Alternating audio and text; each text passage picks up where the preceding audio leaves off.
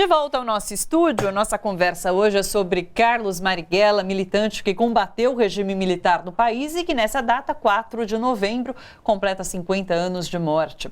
Estamos com Ana Corbizier, socióloga e ex-militante da Ação Libertadora Nacional e do Movimento de Libertação Popular, e Aton Fonfilho, que é advogado e também ex-militante da ALN. A gente teve um programa aqui no Bom para Todos em que a gente falou sobre a atuação do MR8. Inclusive, entrevistamos alguns ex-participantes do MR8. E eles falaram muito sobre essa crítica que se faz hoje sobre a luta armada, que foi algo muito específico daquele momento, mas que hoje ela, inclusive, é tida como uma escolha errada, talvez, para aquele momento. Queria que vocês falassem um pouco sobre isso. Como vocês, ex-membros da ALN, interpretam o que foi a luta armada naquele momento e como ela é vista hoje? Eu, na verdade, divirjo dessa opinião. Sim. Que teria sido aqui a predominante.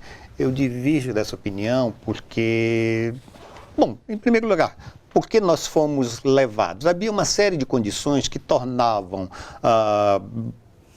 consideráveis, né? Ou seja, punham em consideração a opção pela luta armada naquele momento. A vitória da Revolução Cubana, a guerra do Vietnã, tá certo? A figura de Che Guevara, tudo isso daí, então, dava um substrato, digamos assim, concreto, mas também ideológico. Agora, nós tivemos, no caso do Brasil, também um golpe militar que acabou tendo impactos profundos no que seriam as opções políticas existentes. Aquele golpe militar, ele tratou imediatamente de militarizar os espaços políticos. Vamos lembrar algumas coisas. Em 1965, teve eleição para governadores em 5 estados.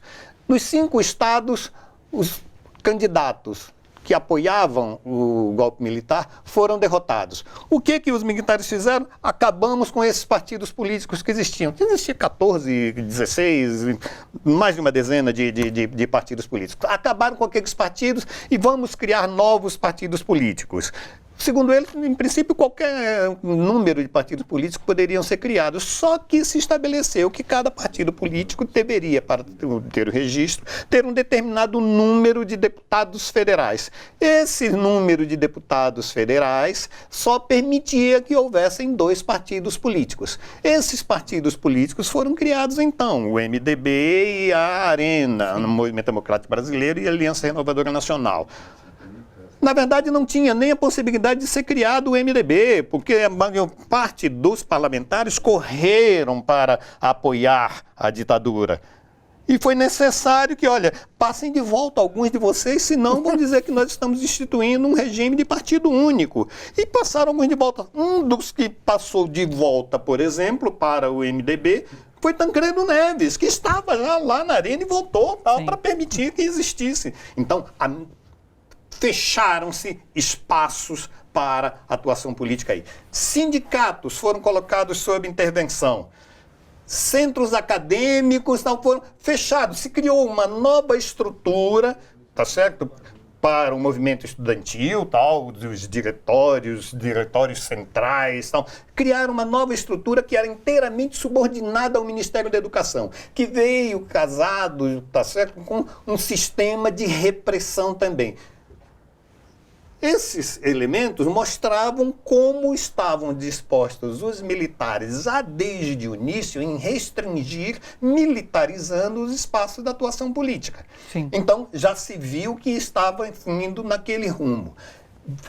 Ser capaz de perceber qual é o rumo que a luta política está alcançando, é um dever de todo militante político, e ainda mais um dirigente da estatura de Carlos Marighella. Ele foi capaz de enxergar, estamos indo nessa direção. Ora, se estamos indo nessa direção, nós temos que também considerar as hipóteses de como vamos enfrentar essa situação. E ele se viu, então, obrigado a colocar a alternativa de que nós também nos víssemos obrigados a militarizar parte das nossas ações.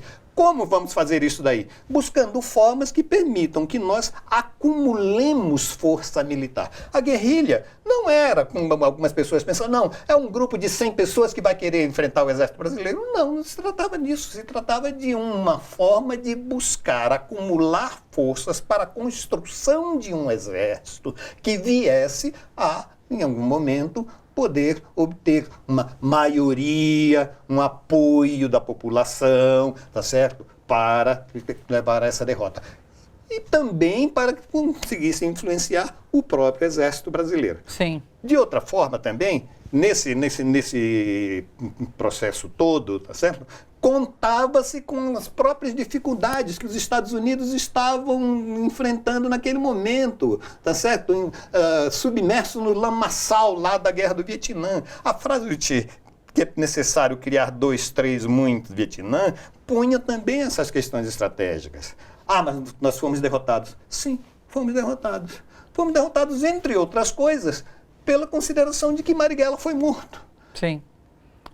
Ana, o que te levou à ALN? Você falou, você tinha 28 anos, que motivação te levou até a ALN? Primeiro que tudo, que eu não admitia que meus filhos vivessem numa ditadura.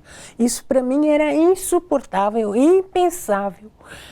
Bom, depois eu estava na universidade ainda. Aí a gente não podia fazer nada, que eles jogavam os cavalos em cima da gente e cachorro. Lógico que a gente se defendia, botava aqueles negocinhos de metal miguelito embaixo dos pobres dos cavalos que não tinham culpa nenhuma, né? E pimenta no nariz dos cachorros.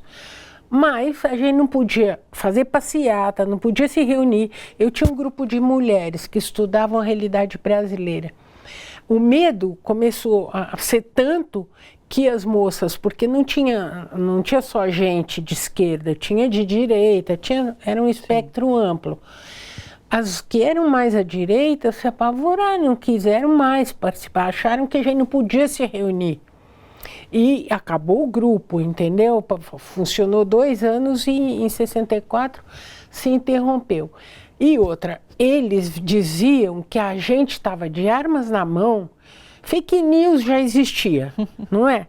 Eles diziam que naquela época a gente estava com armas na mão e que a gente ia implantar uma revolução, um Estado comunista.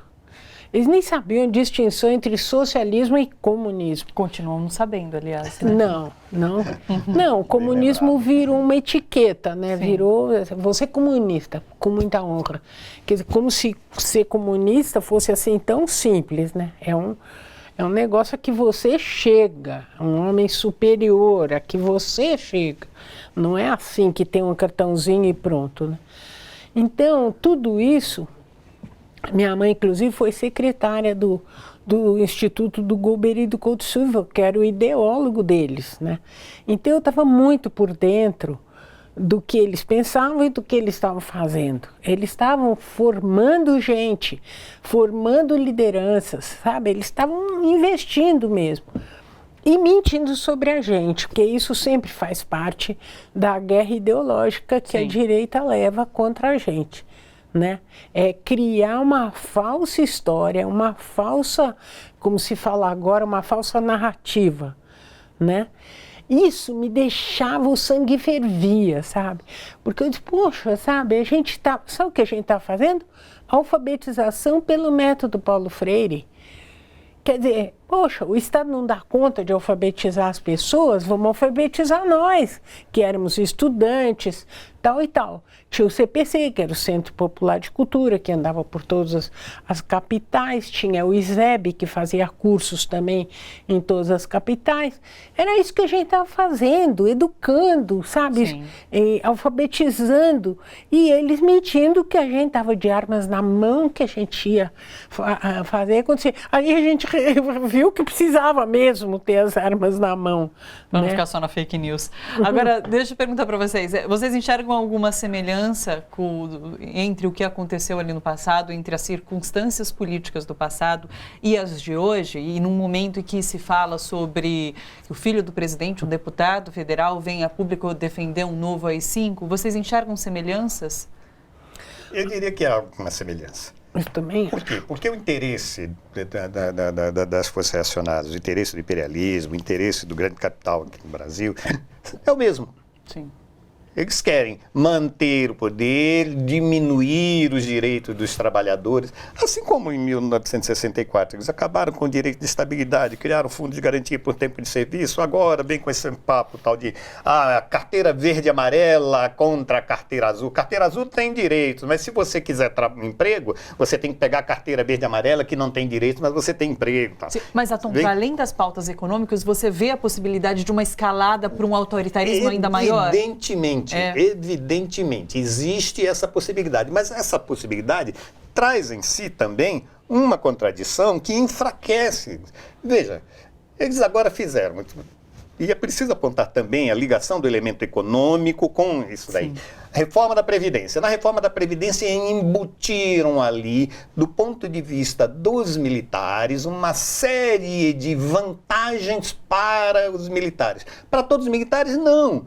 Para os oficiais superiores, para os generais, para os coronéis e tal, que vão ter salários que vão chegar a 30 mil reais. Agora, e para os militares de baixa patente, 80% das Forças Armadas? Não foi dado isso daí. Mas foi estendido para as polícias militares. Ou veja, não deram para 80% das Forças Armadas, sim. Mas deram para as polícias militares. Por que deram para as polícias militares e não para das Forças Armadas? Porque eles estão claramente empenhados em se valer novamente da repressão. As polícias militares que estão especializadas em matar, tá certo? Em assassinar a nossa juventude da periferia. Eles querem dar vantagens para amarrar esses policiais militares aqui. Mas nisso daí eles criam uma contradição dentro das próprias Forças Armadas, entre os estratos superiores e os estratos médios e inferiores. Sim. São problemas que eles vão ter que... mas como é que eu vou dar para esses outros aqui se não tem dinheiro? Exatamente isso. Eles estão roubando tanto para eles que não tem condições de partilhar com os outros. Sim. Ana, você concordou a princípio? Quais as relações que você vê com o que tínhamos ali em 64 com o que temos hoje? Primeiro, um medo que você sente em muitas pessoas. Sim. De se expressarem, de falar. As pessoas chegam para tipo da gente que não baixa as armas. Eles chegam para a gente e falam, mas será o momento? Será que dá para fazer isso? Será que é o caso de fazer isso? Sabe, eu digo, é mais do que nunca. Quer dizer, o Lula foi preso para não participar das eleições, para não ganhar. Quer dizer, você vai deixar o homem preso? Pode deixar o homem preso? De jeito nenhum, né? Então, tem coisas que... primeiro, então, isso eu acho muito parecido, o medo. Né? Sim. Depois a indignação. Bom, por que eles continuam fechando e a gente continua forçando? Por causa da indignação. Né? Mataram a Marielle, que era uma liderança, uma moça negra, bonita pra caramba, jovem, né? Mataram tranquilamente, assim, pá. Quer dizer, dá para aguentar? Não dá. E com tanta história mal contada em cima disso, né? Agora essa história do porteiro, não sei o quê. Então, é toda uma... Que na época era assim, as pessoas nem sabiam o que estava acontecendo, porque era tudo escondido, tudo camuflado, tudo... Tanto que agora, há algum tempo, começou a sair à luz, via à tona, com as comissões da verdade e tal, sim, muitas histórias terríveis, né? Que as pessoas nem sabiam que existiam. Né? Então, eu acho muita semelhança, eu fico muito preocupada, porque agora eu já não tenho mais a condição que eu tinha antes de lutar. Nós não temos, ainda bem que tem os jovens, né? E eu tenho netos, quer dizer, puxa, se eu não quis que os meus filhos vivessem numa ditadura, agora meus netos, o que é isso? Para que valeu tudo que a gente fez? Sabe? Quer dizer, eu acho que valeu porque eu posso me olhar no espelho, isso é muito importante. Mas tem dó, né? Quer dizer, como é que pode? Eu tô convencida, porque quando houve aquela coisa do ele não, o Haddad estava quase encostando no Bolsonaro, né? E foi tão incrível aquela história do Elinão, não só no Brasil, no mundo inteiro, 160 cidades, não sei quem, não sei quantos, e tinha todo mundo, até gente do PSDB, todo mundo estava no Elinão. Tudo bem. Aí não, aí ele sobe, os governadores de quem a gente nunca tinha ouvido falar sobem também, quem apoiava ele. Uns senadores que estavam lá na frente, que era, por exemplo, o Suplicy, a Dilma, não se elegem.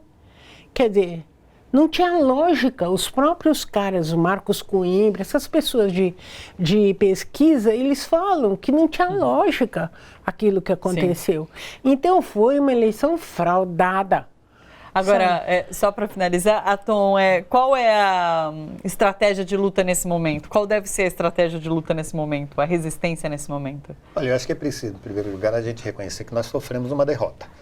E a gente fica dizendo tal, mas que eles são burros, eles são estúpidos, tal, não sei das quantas. Vamos pensar, eles são burros, eles são estúpidos, mas eles ganharam. Nós perdemos, então nós precisamos pensar nessa estratégia, tá certo, para a luta nesse momento. Eu acho que nós abandonamos durante muito tempo aquele trabalho miudinho de organização nas bases. Não é trabalho de temos que chamar o povo às ruas. Não adianta chamar o povo às ruas, que o povo não vai às ruas. O povo está com medo de perder o emprego, o povo está com medo de ser perseguido, o povo está com medo de levar bomba em cima quando for para as manifestações. Nós temos que ir para esse trabalho miudinho, nas bases. Somente esse trabalho é que a gente pode chegar e desmentir, pode destruir toda essa política de fake news e essas coisas. Nesse momento, o que é importante é que nós digamos isso às pessoas. Tirando uma frase de Marighella, que eu acho que traz a chave para esse momento. É preciso não ter medo, é preciso ter a coragem de dizer. Olha só, você que curte a TVT e quer contribuir com a gente para que a nossa programação chegue cada vez mais longe, se inscreva no nosso canal do YouTube /Rede TVT e torne-se membro.